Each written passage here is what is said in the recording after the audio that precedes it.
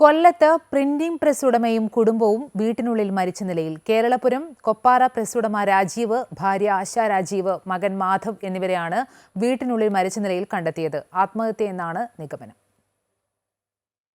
കേരളപുരം അഞ്ജലി തിയേറ്ററിന് സമീപത്തെ വാടക വീട്ടിലാണ് മൂവരെയും ആത്മഹത്യ ചെയ്ത നിലയിൽ കണ്ടെത്തിയത്. കഴിഞ്ഞ 2 ദിവസമായി പ്രസ്സിലെത്താതിരുന്ന രാജീവിനെ ജീവനക്കാർ ഫോണിൽ ബന്ധപ്പെടാൻ ശ്രമിച്ചെങ്കിലും സാധിച്ചിരുന്നില്ല. ഇതോടെ ഇവരിൽ ചിലർ രാവിലെ 11 മണിയോടെ വീട്ടിലെത്തി നോക്കിയപ്പോഴാണ് 3 പേരെയും ആത്മഹത്യ ചെയ്ത നിലയിൽ കണ്ടെത്തിയത്. രാജീവും ആശയും കിടപ്പുമുറിയിൽ തൂങ്ങി നിൽക്കുന്ന നിലയിലും മധുവിന്റെ മൃതദേഹം മറ്റൊരു മുറിയിൽ കട്ടിലിലുമാണ് കണ്ടെത്തിയത്. മകനെ വിഷം കൊടുത്ത ശേഷം ഇരുവരും ആത്മഹത്യ ചെയ്തതാണെന്നാണ് സംശയം.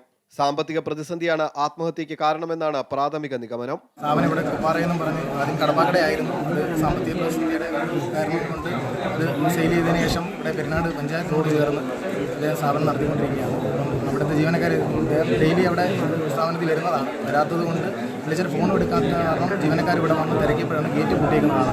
അകത്തുനിന്നാണ് പൂട്ടിയിരിക്കുന്നത്. അവർ മതിൽ ചാടിക്കുമ്പോൾ സമീപവാസിയായിട്ടും സഹായത്തോടും മതിൽ ചാടിക്കടന്നതിന് ശേഷം ഗേറ്റ് തുറന്ന് അകത്ത് നോക്കുമ്പോഴാണ് സംഭവം അറിയുന്നത്. പോളിടെക്നിക് വിദ്യാർത്ഥിയാണ് മരിച്ച മാധവ്. കുണ്ട്ര പോലീസ് സ്ഥലത്തെത്തി മേൽനടപടികൾ സ്വീകരിച്ചു. അമൃത ന്യൂസ്, കൊല്ലം.